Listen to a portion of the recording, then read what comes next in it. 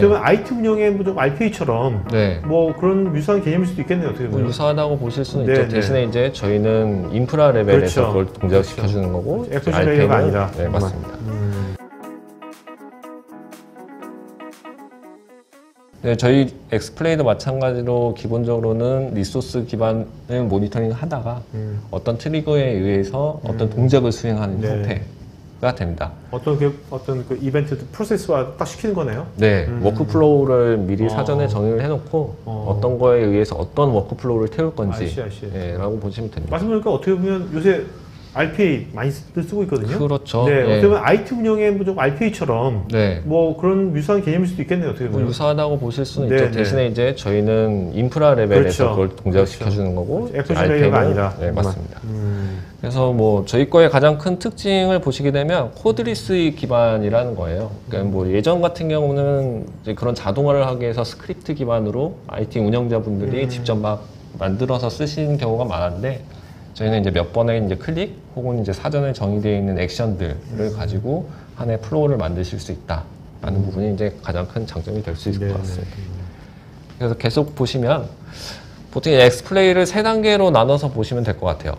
트리거를 수행시키는 어떤 액션이 있을 거고요. 그리고 그 트리거로 인해서 어떤 액션을 취할 건지에 대한 그룹, 플레이북이라고 부르고 있고요. 그리고 이제 그게 플레이북이 수행된 결과, 플레이라는 메뉴를 통해서 어떻게 동작을 수행을 했는지에 대한 분석도 확인도 하실 수 있습니다. 그러니까 플레이북이라는 것은 네. 트리거 이벤트 발생을 하면 네. 그에 따라서 여러 가지 이제 그 이벤트에 따라 가지고 이제 액션들이 취해져야 될 거 아니에요. 맞습니다. 프로세스들이. 네네. 그것들 모든 걸 다 총망한 것이 플레이북인 거죠? 맞습니다. 그 액션의 그룹이 이제 플레이북이라고 보시면 오케이. 되고요. 네. 계속 보시면 네. 방금 질문해 주셨던 내용이 딱 이겁니다. 네. 어떤 트리거로 인해서 그 이제 컨트롤러가 판단을 하는 거죠. 이 얼럿이 왔을 때 매핑되어 있는 플레이북을 선택을 하게 되고요. 뭐 예를 들어서 뭐 플레이북은 미리 만들어져야겠네요. 맞습니다. 네. 플레이북은 만들어야 되는 거고, 그 플레이북의 안에 들어가는 게 여러 액션들이 있을 거예요. 어떤 작업을 할 건지.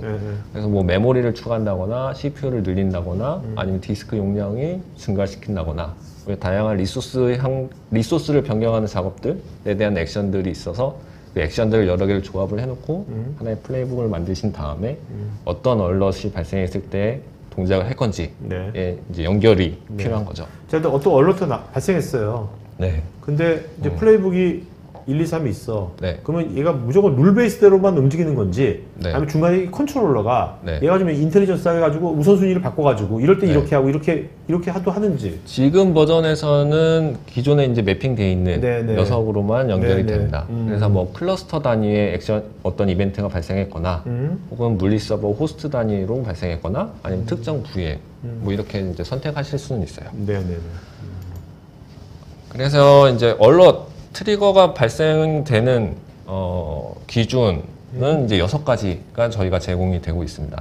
그래서 뭐 일반적으로 이제 좀 구분을 해보자면 이제 위에는 모니터링, 리소스 모니터링을 기반으로 해서 얼럿의 이제 카테고리입니다. 이게 이제 퍼포먼스 이슈냐 아니면 뭐 그냥 인포성이냐 혹은 또 이제 중요도가 크리티컬이냐 워닝이냐 이렇게 구분을 지어서 트리거를 발생시킬 수 있는 게 두 번째 카테고리에 대한 부분이고요. 그 세 번째 이벤트는 그냥 단순히 어떤 이벤트가 발생했을 때 처리할 수 있는 부분도 만드실 수가 있는 거죠. 밑에 쪽에는 뭐 매뉴얼 작업이 또 있을 거예요. 물론 이제 다 자동화를 하실 수도 있지만 이제 운영자가 어떤 반복되는 작업에 대해서 미리 정의를 해놓고 VM을 하나 만들어서 뭐 초기 설정이라던가 초기 구성을 이제 단순히 이제 내가 찍어서 하고 싶었을 때 그때 이제 매뉴얼 작업을 쓰실 수 있고, 타임 같은 경우에는 스케줄링입니다. 그래서 특정 시점에 반복되는 작업 혹은 한 번 수행할 수 있도록 스케줄을 만들 수 있는 트리거가 있고, 이제 웹훅이라고 해서 최근에 이제 뭐 웬만한 REST API 콜하는 부분에서 자주 등장하는 건데요. 미리 저희 쪽에 만들어져 있는 어떤 액션이 있을 때 얘는 이제 계속 대기를 하고 있다가 외부에서 얘를 트리거를 하면 얘가 이제 동작이 되는 거죠. 가령 뭐 모니터링 툴이라든가 뭐 다른 어플리케이션에서 저희 쪽 웹훅을 이제 트리거 시키면 뭐 그 액션이 동작합니다. 어떤 서버리스 뭐 비슷합니다. 예. 네네. 저희가 뭐 저희 쪽에 이제 프리즘 센트럴에서 저 웹북이 떠 있다가 계속 이제 노티가 오기를 기다리고 있는 거죠. 네네. 그래서 액션 같은 경우에는 그룹이 한 6개 그룹이 있다고 보시면 될 것 같고요. 뭐 이제 VM에 대한 액션이죠. 보통 파워를 켰다 껐다, 메모리를 늘리고 줄이고, 뭐 디스크를 확장하거나 스냅샷을 찍거나, 뭐 기본적인 VM 운영에 대한 부분이 있을 거고요. 이걸 어떻게 노티를 해줄 건지가 이제 두 번째입니다. 그래서 뭐 단순히 이메일로 보내는 건 기존에도 됐었던 부분이고요. 네. 뭐 슬랙이나 위챗이나 뭐 카카오톡이나 이런 쪽이랑 연동시킬 수도 있죠. 이 API 콜도 저희가 다 지원을 하고 있어서 그런 부분도 제공하고 있고, 그리고 이제 얼럿이 발생했을 때 처음에 얼럿이 발생했을 때는 플레이북을 실행시키지 않고 뭐 10일 동안 또 지켜보다가 2번 발생했을 때 반복되는 케이스에 있을 때 이제 동작을 하게끔 어떤 그런 조건문을 굉장히 네. 정교하게 할 수 있다. 맞습니다. 그래서 뭐 단순히 무조건 실행하는 게 아니고 중간에 이제 물론 관리자가 개입하실 수도 있고요. 그 대기를 걸어놓고 메일을 이제 관리자한테 노티를 보낸 다음에 관리자가 직접 들어와서 본 다음에 이제 그걸 진행할 수도 있죠. 보통 티켓 시스템이라고 또 많이 하는데 네. 이슈가 되면 티켓이 등록이 되고 그걸 이제 관리자가 이제 어디로 또 찍어줄지 그것도 이제 정하실 수도 있습니다. 네. 그 리포트라고 해서 지금 프리즘 프로 쪽에 있는 기능인데 저희 클러스터나 전체 운영에 대해서 리포트를 사용자 리포트를 만드실 수가 있어요. 커스텀하게. 그 부분도 이제 자동으로 제너레이트 시켜가지고 그걸 뭐 이메일로 보낸다거나 뭐 정기적으로 이제 데일리 리포트 형태로 받으실 수가 있는 거죠. 네, 그런 방법도 있고 그 스크립트를 실행하는 부분도 당연히 있습니다. 뭐 쉘이나 파워쉘 형태로 이제 실행을 시키실 수 있고 REST API도 당연히 지원하기 때문에 다른 솔루션 쪽에 저희 쪽에 이제 정보를 넘겨준다거나 뭐 저쪽이랑 연결시킬 때도 사용하실 수 있습니다. 네. 자, 근데 이게 코드리스 방식이라고 계속 아까 했는데 네. 정말로 이게 그러면 그 개발을 네. 한 번도 안 해봤던 네. 네? 안 해봤던 그 IT 운영자가 네. 초보 IT 운영자가 네. 이거 이렇게 만들 수 있어요?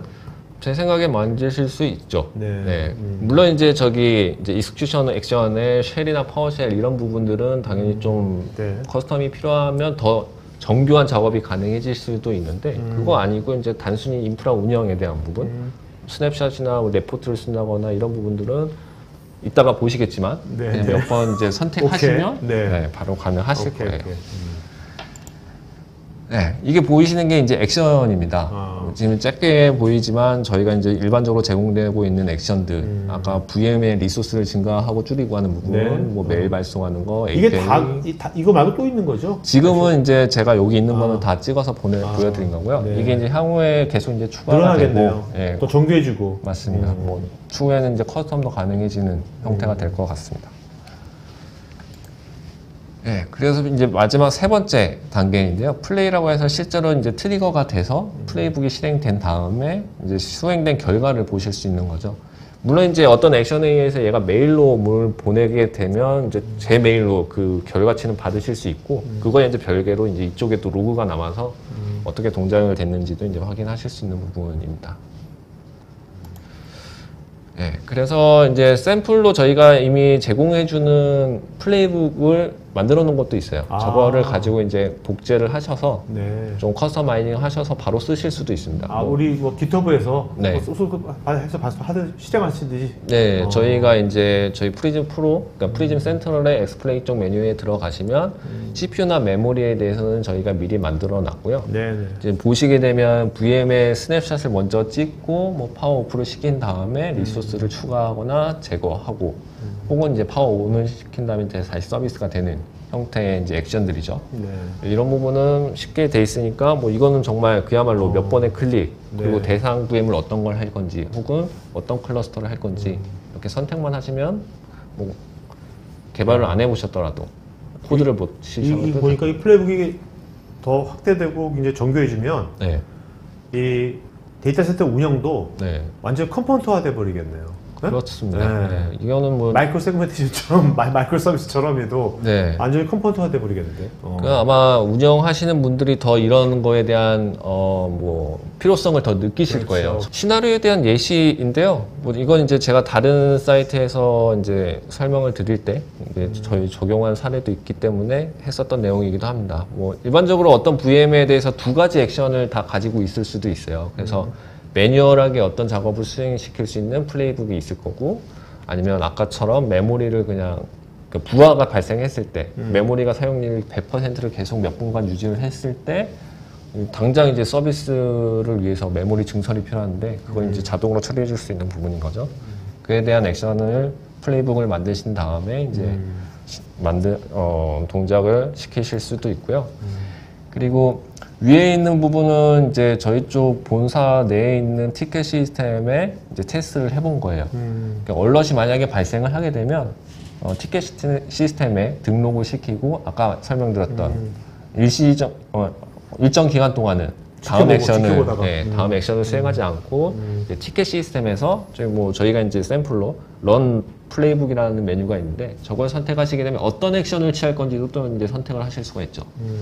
네, 그런 식으로 이제 티켓 시스템에다가 이제 도입을 하실 수 있는 부분도 있을 것 같고, 그리고 이제 최근에 이제 협업 툴로 슬랙이라는 툴도 많이 쓰시니까 네. 그 슬랙 쪽에다가도 저희가 어떤 액션이 발생했을 때 트리거가 발생했을 때 노티를 줄 수 있는 부분들까지도 이제 쉽게 해 보실 수가 있어요. 오늘 이제 말씀을 들어보니까 이게 처음에 이제 HCI, 네. 가상화, HCI 할 때는 그 자체만 하더라도 되게 와우 그랬는데 네. 이제는 점점 뭐 가상화, VM 이런 것은 이제 디폴트가 되는 것 같고, 맞습니다. 그렇죠? 네. HCI만 갖고도 그냥 그 자체도 차이가 나겠지만 HCI만 갖고 안 되고 이제 정말 데이터 센터가 네. 진짜 소프트웨어 디파인 데이터 센터 되려면 네. 진짜 퍼블릭 클라우드 같은 그런 이제 편리함, 자동화 이렇게 되려면 오늘 말씀하신 이런 것들이 잘 돼 있어야지만 맞습니다. 가능하겠다, 그죠? 네. 결국에는 이게 돼야지만 정말 프라이빗한 클라우드가 네. 되는 거고. 근데 좀 궁금한 게요. 요즘 이제 맨 처음에 이제 누타이스가 이제 HCI 시장 열었으니까 네. 그때 유일했지만 네. 지금 또 HCI 하는 데들 몇 개 있지 않습니까? 맞습니다. 계속 나오고 있는데 네. 그런데도 또 지금 누타이스 같은 이런 이제 관점에서 네. 이런 것들을 제공하는지. 기본적으로 네. 타사 같은 경우에는 아직은 정말 인프라 레벨의 HCI라고 보셔야 관점이 되지 다른 것 않을까. 같아서. 네. 네. 저희는 이제 요 단계로 들어선 지는 벌써 한 1년 전, 2년 가까이 돼가고 있고요. 보시는 것처럼 다양한 프로덕트들이 또 있잖아요. 그러니까요. 카운플로우, 이라 뭐 이런 네네네. 것들. 네. 이런 거까지 아직 완전하게 제공하는 다른 vendor는 없다고 보셔야 될 것 같아요. 계속 앞서 나가는구나. 네. 혹시 앞서 나가지 않으면 이제 말씀하신 것처럼 이제 HCI는 기본인 거고 그러니까요. 그 위에 어떤 네. 서비스를 그렇죠. 가지고 제공할 것인지가 네. 중요해지는 것 같아요. 그러니까 HCI가 목적이 되는 게 아니라 네. 궁극적으로는 우리가 아주 유연하고 애자일한 데이터 센터가 네. 그게 우리의 목적이지 않습니까? 맞습니다. 그래야 비즈니스가 엄청나게 애자일할 될 거니까. 네. 그죠? 그러기 위해서는 뭐 가장 좋은 HCI를 하셔야겠죠. 네. 그렇죠. IT 전문 방송 토크IT에서 테크 분야별로 짧고 진한 시리즈 영상들을 편하게 골라서 보실 수 있습니다. 구글이나 네이버에서 한글로 토크IT 치시거나 토크IT.tv 사이트로 오시면 됩니다.